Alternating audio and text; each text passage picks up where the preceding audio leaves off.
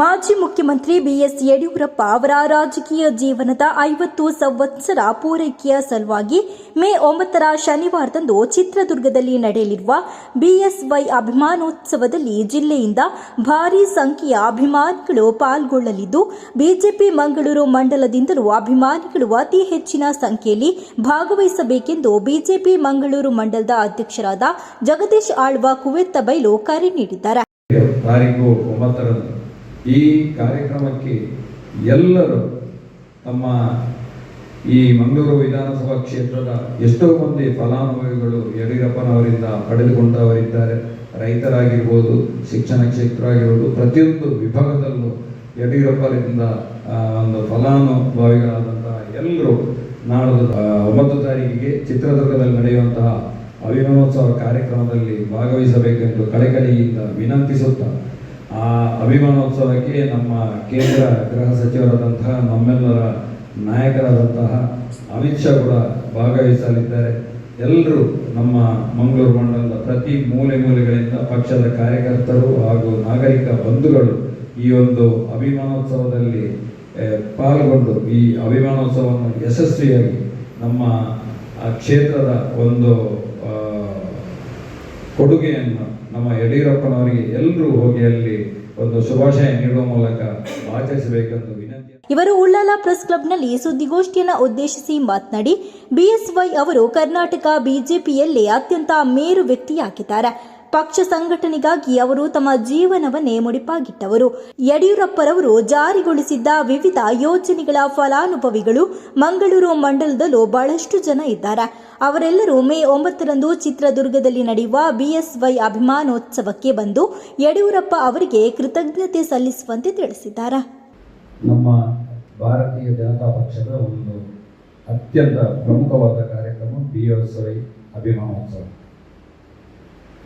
ಯಡಿಯೂರಪ್ಪರ ಅಭಿಮಾನೋತ್ಸವ ಯಾಕೆ ಮಾಡಬೇಕು ಅನ್ನೋದು ಒಂದು ಪ್ರಶ್ನೆ ಮಾಡದಂತಹ ಒಂದು ಕಾರ್ಯಕ್ರಮ ಅಂತ ನಾನು ಹೇಳಲಿಕ್ಕೆ ಇಚ್ಛೆ ಪಡ್ತೇನೆ. ನಮ್ಮ ಕರ್ನಾಟಕದ ರಾಜಕೀಯ ಮುಖಂಡರಲ್ಲಿ ಅತ್ಯಂತ ಮೇರು ವ್ಯಕ್ತಿತ್ವದ ವ್ಯಕ್ತಿ ಯಾರಂದರೆ ಅದು ಯಡಿಯೂರಪ್ಪ ಅಂತ ಹೇಳಲಿಕ್ಕೆ ನಮಗೆಲ್ಲರಿಗೂ ಹೆಮ್ಮೆಯಾಗುವಂತಹ ಒಂದು ವಿಷಯ. ಯಡಿಯೂರಪ್ಪನವರು ತನ್ನ ರಾಜಕೀಯ ಜೀವನದಲ್ಲಿ ತನ್ನ ಸ್ವಾರ್ಥವನ್ನು ಮರೆತು ತನ್ನ ಬಾಲ್ಯ ಜೀವನದಿಂದಲೂ ಈ ಭಾರತೀಯ ಜನತಾ ಪಕ್ಷಕ್ಕೆ ತನ್ನ ಜೀವನವನ್ನು ಮುಡಿಪಾಗಿ ಇಟ್ಟವರು. ತಳಮಟ್ಟದಿಂದ ಭಾರತೀಯ ಜನತಾ ಪಕ್ಷ ನಮ್ಮ ಕರ್ನಾಟಕದಲ್ಲಿ ಬೆಳೆದು ಬಂದ ರೀತಿ ನೋಡಿದರೆ ನಮಗೆಲ್ಲರಿಗೂ ಒಂದು ನಮ್ಮ ರಾಜಕೀಯ ಜೀವನಕ್ಕೆ ಅತ್ಯುತ್ತಮವಾದ ಮಾರ್ಗದರ್ಶನ ಅಂತ ಹೇಳಲಿಕ್ಕೆ ನಾನು ಇಚ್ಛೆ ಪಡುತ್ತೇನೆ. ಅಂಥ ಧೀಮಂತ ವ್ಯಕ್ತಿ ಮೊದಲ ಬಾರಿ ಶಾಸಕರಾಗಿ ಈ ಕರ್ನಾಟಕ ರಾಜ್ಯದ ಇಡೀ ಮೂಲೆಗಳನ್ನು ಸಂಚರಿಸಿ ಈ ಕರ್ನಾಟಕ ರಾಜ್ಯದಲ್ಲಿ ಭಾರತೀಯ ಜನತಾ ಪಕ್ಷವನ್ನು ಆಡಳಿತಕ್ಕೆ ತರುವಲ್ಲಿ ಒಂದು ಮಹತ್ತರವಾದ ಪಾತ್ರವನ್ನು ನಿರ್ವಹಿಸಿದವರು ಯಡಿಯೂರಪ್ಪನವರು. ಅವರು ನೀಡಿದಂತಹ ಯೋಜನೆಗಳನ್ನು ಇವತ್ತು ನೋಡಿದಾಗ ಯಾವ ಮುಖ್ಯಮಂತ್ರಿ ಕೂಡ ಅಂತಹ ಒಂದು ಒಳ್ಳೆಯ ಯೋಜನೆಯನ್ನು ನೀಡಲು ಇಷ್ಟರವರೆಗೆ ಕೂಡ ಸಾಧ್ಯವಾಗಿರಲಿಲ್ಲ. ರೈತರಿಗೆ ಬೇಕಾಗುವಂತಹ ವ್ಯವಸ್ಥೆಗಳು, ಕೈಗಾರಿಕೋದ್ಯಮಗಳಿಗೆ ಬೇಕಾಗುವಂತಹ ವ್ಯವಸ್ಥೆಗಳು, ಬಡವರಿಗೆ ಬೇಕಾಗಿರುವಂತಹ ವ್ಯವಸ್ಥೆಗಳಾಗಿರ್ಬೋದು, ಅಥವಾ ಯಾವುದೇ ಜಾತಿ ಮತ ಭೇದ ಇಲ್ಲದೆ ಪ್ರತಿಯೊಬ್ಬ ಜನರಿಗೆ ಕೂಡ ತನ್ನ ಸೌಲಭ್ಯವನ್ನು ನೀಡಿದಂತಹ ಒಬ್ಬ ಧೀಮಂತ ನಾಯಕ ನಮ್ಮ ಯಡಿಯೂರಪ್ಪನವರು. ನಿಜವಾಗಿಯೂ ರೈತರು ಕೂಡ ಅವರನ್ನು ಜೀವಮಾನದಲ್ಲಿ ಮರೆಯದಂತಹ ಬೆಳೆಗಳಿಗೆ ಬೇಕಾದಂತಹ ವಿದ್ಯುತ್ ಶಕ್ತಿ ಆಗಿರ್ಬೋದು, ನೀರಿನ ವ್ಯವಸ್ಥೆ ಆಗಿರ್ಬೋದು, ಎಲ್ಲವನ್ನು ನೀಡಿದಂತಹ ಒಬ್ಬ ವ್ಯಕ್ತಿ. ಹಾಗೆ ಪ್ರತಿಯೊಂದು ವರ್ಗದ ಜನರನ್ನು ಕೂಡ ಒಟ್ಟಾಗಿ ಕಂಡಂತಹ ಒಬ್ಬ ಧೀಮಂತ ವ್ಯಕ್ತಿಯ ಬಿಜೆಪಿ ಜಿಲ್ಲಾ ಉಪಾಧ್ಯಕ್ಷರಾದ ಕೆ ರವೀಂದ್ರ ಶೆಟ್ಟಿ ಉಳಿದಟ್ಟು ಅವರು ಮಾತನಾಡಿ, ಯಡಿಯೂರಪ್ಪ ಅವರು ಬಿಜೆಪಿಯನ್ನ ನಗರ ಪ್ರದೇಶದಿಂದ ಗ್ರಾಮೀಣ ಪ್ರದೇಶಕ್ಕೆ ಕೊಂಡೊಯ್ದ ರೈತಾಪಿ ಮತ್ತು ಶೋಷಿತ ವರ್ಗದ ಧ್ವನಿಯಾಗಿ ಕೆಲಸ ಮಾಡಿದ್ದರು. ಬಗರ್ ಹುಕುಂ ಹೋರಾಟದಲ್ಲಿ ವಿಪಕ್ಷದಲ್ಲಿದ್ದ ಯಡಿಯೂರಪ್ಪ ಅವರು ಆಡಳಿತ ಕಾಂಗ್ರೆಸ್ ಪಕ್ಷದ ವಿರುದ್ಧ ವಿಧಾನಸಭೆ ಕಲಾಪದಲ್ಲಿ ಬಾವಿಗಿಳಿದು ಒಂಟಿ ಕಾಲಲ್ಲಿ ಪ್ರತಿಭಟನೆ ನಡೆಸಿ ಸರ್ಕಾರದ ಕಣ್ಣನ್ನು ತೆರೆಸಿದ್ರು. ಬಿಎಸ್ವೈ ಅವರು ಆರಂಭದಲ್ಲಿ ಏಕಾಂಗಿಯಾಗಿ ಪಕ್ಷ ಕಟ್ಟಿ ನಂತರದ ದಿನಗಳಲ್ಲಿ ಎಲ್ಲ ನಾಯಕರನ್ನ ಒಟ್ಟುಗೂಡಿಸಿ ರಾಜ್ಯದಲ್ಲಿ ಬಿಜೆಪಿಯನ್ನ ಸದೃಢವಾಗಿ ಕಟ್ಟಿದ ಅಜಾತ ಶತ್ರುವಾಗಿದ್ದಾರೆ. ಯಡಿಯೂರಪ್ಪ ಅವರು ಅಲೆಮಾರಿ ಜನಾಂಗಕ್ಕೂ ಅಭಿವೃದ್ಧಿ ನಿಗಮ ಕೊಡುವುದರ ಮೂಲಕ ನುಡಿದಂತೆ ನಡೆದ ಧೀಮಂತ ರಾಜಕಾರಣಿಯಾಗಿದ್ದರು.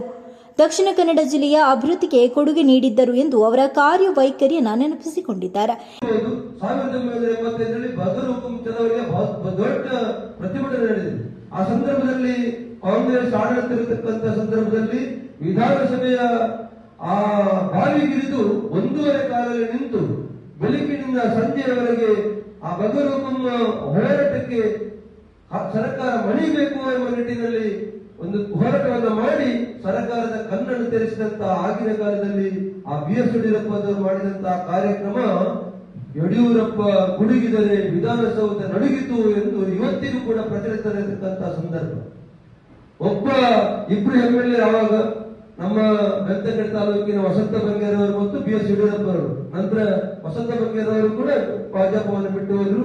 ಏಕಾಂಗಿಯಾಗಿ ಅವರು ಪಕ್ಷವನ್ನ ಕಟ್ಟಿ ತನ್ನೆಲ್ಲ ಹಿರಿಯ ಅನಂತಕುಮಾರ್ ಅವರು, ನಮ್ಮ ಈಶ್ವರಪ್ಪನವರು ಎಲ್ಲ ನಾಯಕರನ್ನ ಎಲ್ಲರನ್ನ ಒಟ್ಟುಗೂಡಿಸಿ ಆ ಪಾರ್ಟಿಯನ್ನು ತಳಮಟ್ಟದಿಂದ ಕಟ್ಟಿ ಬೆಳೆಸಿ ಇವತ್ತು ಭಾರತೀಯ ಜನತಾ ಪಾರ್ಟಿಯ ಒಬ್ಬ ಹಿರಿಯ ಧುರೀಣ, ಒಬ್ಬ ಶ್ರೇಷ್ಠ ನಾಯಕನಾಗಿ ಅಜಾತ ಶತ್ರು ಎಂಬ ಹೆಗ್ಗಳಿಕೆಯನ್ನು ಪಡೆದುಕೊಂಡು ಇವತ್ತು ಕೇವಲ ಭಾರತೀಯ ಜನತಾ ಪಾರ್ಟಿಯ ಜನರಲ್ಲ, ಎಲ್ಲಾ ಪಾರ್ಟಿ ಜನರು ಕೂಡ ಕೊಂಡಾಡತಕ್ಕಂತ ಒಬ್ಬ ರಾಜಕಾರಣಿ ಇದ್ರೆ, ಕರ್ನಾಟಕದ ಮುಖ್ಯಮಂತ್ರಿಗಳ ಸಾಲಿನಲ್ಲಿ ಬಂದು ನಿಲ್ಲತಕ್ಕಂಥ ವ್ಯಕ್ತಿ ಇದ್ರೆ ಅದು ನಮ್ಮ BS ಯಡಿಯೂರಪ್ಪ ಸರ್ ಅವರು. ಇವತ್ತು ಯಡಿಯೂರಪ್ಪನವರು ಕೊಟ್ಟಂತ ಯೋಜನೆಗಳು, ಇವತ್ತು ಆ ಭಾಗ್ಯಲಕ್ಷ್ಮಿ ಯೋಜನೆ ನೋಡಿ ಎಷ್ಟು ಜನ ಇವತ್ತು ಆ ಒಂದು ಯೋಜನೆಗಳನ್ನ ಪಡೆದು ಇವತ್ತು ಅದರ ಫಲಾನುಭವಿಗಳಾಗಿ ಎಷ್ಟು ಖುಷಿಯಲ್ಲಿ ಅವರು ಅದನ್ನ ಅನುಭವಿಸಿದ್ದಾರೆ. ರೈತರು, ಕೂಲಿ ಕಾರ್ಮಿಕರು, ಮೀನುಗಾರರು, ನಮ್ಮ ಹಿಂದುಳಿದ ವರ್ಗದ ಜನರು ಎಲ್ಲರೂ ಕೂಡ ಬಹಳ ಒಂದು ಒಳ್ಳೆಯ ರೀತಿಯಲ್ಲಿ ಕೊಂಡಾಡತಕ್ಕಂತ ಒಬ್ಬ ಮುಖ್ಯಮಂತ್ರಿ ಇದ್ರೆ ನಮ್ಮ ಭಾಜಪದ ಧೀಮಂತ ನಾಯಕ ಸನ್ಮಾನ್ಯ BS ಯಡಿಯೂರಪ್ಪನವರು. ಅಂತ ಒಬ್ಬ ವ್ಯಕ್ತಿಯ 50 ವರ್ಷಗಳ ರಾಜಕೀಯ ಜೀವನದ ಆ ಎಲ್ಲ ಏನು ಅವರು ಮಾಡಿದಂತ ಯೋಜನೆಗಳಿದೆ, ಅವರು ಯಾವತ್ತೂ ಕೂಡ ನುಡಿದಂತೆ ನಡೆದಂತ ಒಬ್ಬ ರಾಜಕಾರಣಿ ಇದ್ರೆ BS ಯಡಿಯೂರಪ್ಪನವರು. ಯಾಕಂತ ಹೇಳಿದ್ರೆ ಆ ರೀತಿ ಒಂದು ಮಾತನ್ನ ಕೊಟ್ರೆ, ಯಡಿಯೂರಪ್ಪನವರು ಮಾತನ್ನ ಕೊಟ್ಟರೆ ಮುಗಿ ಖಂಡಿತವಾಗಿ ಆ ಒಂದು ಮಾತನ್ನ ಉಳಿಸಿಕೊಳ್ತಕ್ಕಂತ ವ್ಯಕ್ತಿ ಇವತ್ತು BS ಯಡಿಯೂರಪ್ಪನವರು. ಆದ್ರಿಂದ ನನಗೂ ಕೂಡ ಇವತ್ತು ಒಂದು ಅವಕಾಶ, ಕರ್ನಾಟಕ ರಾಜ್ಯ ಅಲೆಮಾರಿ ಮತ್ತು ಅರೆಅಲೆಮಾರಿ ಅಭಿವೃದ್ಧಿ ನಿಗಮ ಯಾರೂ ಕೂಡ ಮಾಡಿರ್ಲಿಲ್ಲ, ಅಲೆಮಾರಿ ಜನಾಂಗದ ಕಡೆ ಗಮನವೇ ಕೊಡಲಿಲ್ಲ. ಯಾಕಂತ ಹೇಳಿದ್ರೆ ಇವತ್ತು ಅತ್ತ ಗುಡಿಸಲು ಅಲ್ಲ, ಇತ್ತ ಡೇರೆನೂ ಅಲ್ಲ, ಒಂದು ರೀತಿಯಾದ ವಾಸಸ್ಥಾನವನ್ನು ಮಾಡಿಕೊಂಡು ಶೋಚನೀಯ ರೀತಿಯಲ್ಲಿ ವಾಸಸ್ಥಾನವನ್ನು ಮಾಡಿಕೊಂಡು ತಮ್ಮ ಜೀವನವನ್ನು ಸಾಗಿಸತಕ್ಕಂಥ ಅಲೆಮಾರಿ ಜನಗಳಿಗೆ ಒಂದು ಕೂಡ ಕಾಯಕಲ್ಪವನ್ನು ನೀಡಿದವರು BS ಯಡಿಯೂರಪ್ಪ ಅವರು ಅಭಿವೃದ್ಧಿ ನಿಗಮವನ್ನು ಸ್ಥಾಪಿಸಿ ಈ ಮೂಲಕ ಅದೆಷ್ಟೋ ಕಾರ್ಯ. ಇವತ್ತು ಕರಾವಳಿ ಅಭಿವೃದ್ಧಿ ಪ್ರಾಧಿಕಾರಕ್ಕೆ ಕ್ಯಾಬಿನೆಟ್ ದರ್ಜೆಯನ್ನು ತಂದುಕೊಟ್ಟವರು BS ಯಡಿಯೂರಪ್ಪನವರು. ಇವತ್ತು ರೈತರಿಗೆ